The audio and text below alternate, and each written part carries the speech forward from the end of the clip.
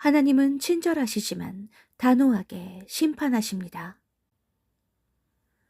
하나님에 대한 존중과 권위와 거룩함을 더 이상 존중하지 않는 시대를 목격 중입니다.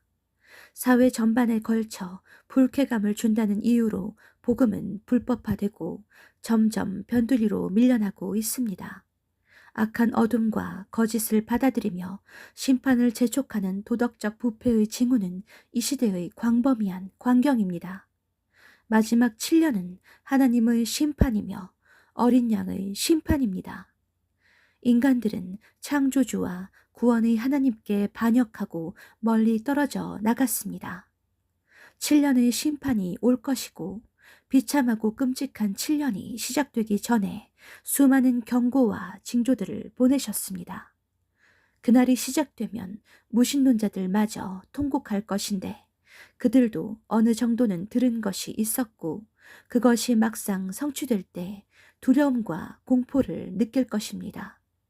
그러나 신자들마저 어리석게도 하나님의 진노를 견뎌야 한다고 생각하고 앞으로 닥칠 일을 감당할 수 있다고 생각합니다. 그때에 인자의 징조가 하늘에서 보이겠고 그때에 땅의 모든 족속들이 통곡하며 그들이 인자가 구름을 타고 능력과 큰 영광으로 오는 것을 보리라. 볼지어다 그가 구름을 타고 오시리라. 각 사람의 눈이 그를 보겠고 그를 찌른 자들도 볼 것이요 땅에 있는 모든 족속이 그로 말미암아 애곡하리니 그러하리라. 아멘. 땅의 임금들과 왕족들과 장군들과 부자들과 강한 자들과 모든 종과 자유인이 굴과 산들의 바위 틈에 숨어 산들과 바위에게 말하되 우리 위에 떨어져 보좌에 앉으신 이의 얼굴에서와 그 어린 양의 진노에서 우리를 가리라. 그들의 진노의 큰 날이 이르렀으니 누가 능히 서리요 하더라. 불신자들, 권력자들과 부자들도 이구동성 누가 능히 서리요 두려워합니다. 하나님의 진노와 어린 양의 진노가 이중적으로 커집니다. 참으로 두려운 날들입니다. 그때 신자들은 어떤 모습일까요?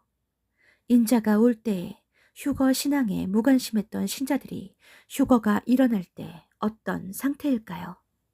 그 후에 남은 처녀들이 와서 이르되 주여 주여 우리에게 열어주소서. 그러나 그들은 때를 놓쳤고 주님은 그들을 알지 못하신다고 합니다. 생각하지 않은 날 알지 못하는 시각에 그 종의 주인이 이르러 엄히 때리고 외식하는 자가 받는 벌에 처하리니 거기서 슬피 울며 이를 갈리라. 하나님은 친절하시지만 단호하게 심판하십니다. 이 시대의 교회는 더 이상 세상과 구별할 수 없을 정도가 되었습니다. 천년 왕국이 시작되기 전에 하나님께서 세상을 심판하시고 모든 인류 문명을 파괴하십니다. 7년은 악인에 대한 어린 양의 의로운 심판입니다. 많은 신자들은 주님 안에 있지 않았습니다. 주님의 명령을 무시한 대가는 너무 참혹할 것인데 하필 종말 시대에 살게 되었는지 한탄할 것입니다. 그들은 불신자들처럼 무익한 생각을 하며 모든 영적 감각을 잃어버렸고 경건하게 창조된 새 본성의 옷을 더럽혔습니다. 우리는 부르심에 구별되고 합당한 삶을 살았어야 하고 그것은 사람을 창조한 이유였습니다.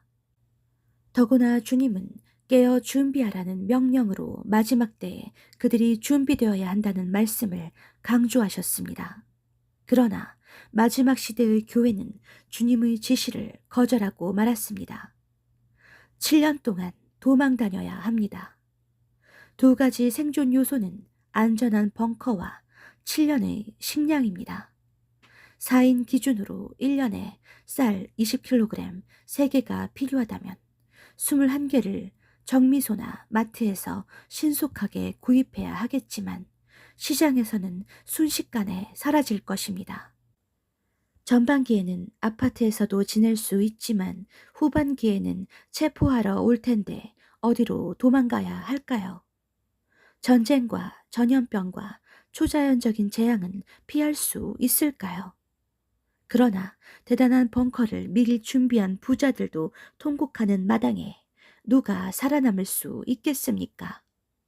환란 후 휴거를 말하는 사람들은 얼마나 순진한 생각일까요? 세상이 모두 파괴된 후에 주님께서 도둑같이 온다는 예상은 참으로 어리석은 장면입니다. 그렇기 때문에 신부들을 일컬어 슬기롭고 충성된 종이라 하셨습니다. 2020년부터 전염병과 봉쇄와 전쟁과 기근이 동시다발적으로 발생했고 그 중에서도 가장 괴이한 이벤트는 악과 거짓이 공공연하게 증가하는 모습을 보고 있습니다. 한국과 미국, 서방의 언론은 거짓을 옹호하고 악을 퍼뜨리지만 사람들은 점점 적응되었습니다. 다니엘도 종말에 거대한 속임수가 있을 것이라 했습니다. 속지 마십시오. 기도로 깨어있지 못하면 현혹될 것이고 굳게 서지 못할 것입니다.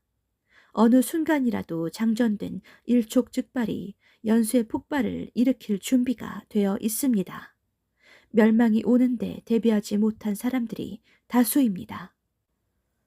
환란의 날이 오기 전에 주님은 우리의 피난처입니다. 주님은 교회를 진노로부터 구해내기 위해 오십니다. 현명한 신자는 전능자의 그늘로 가서 보호를 받을 것입니다. 오직 주님의 날개 아래서만 우리는 안전합니다.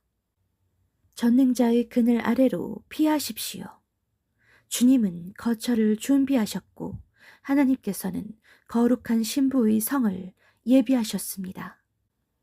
주님의 지시에 순종하여 준비한 자들을 주님께서 안전한 피난처로 인도하실 것입니다. 나팔이 울릴 것이고 그리스도의 신부를 데려갈 것입니다.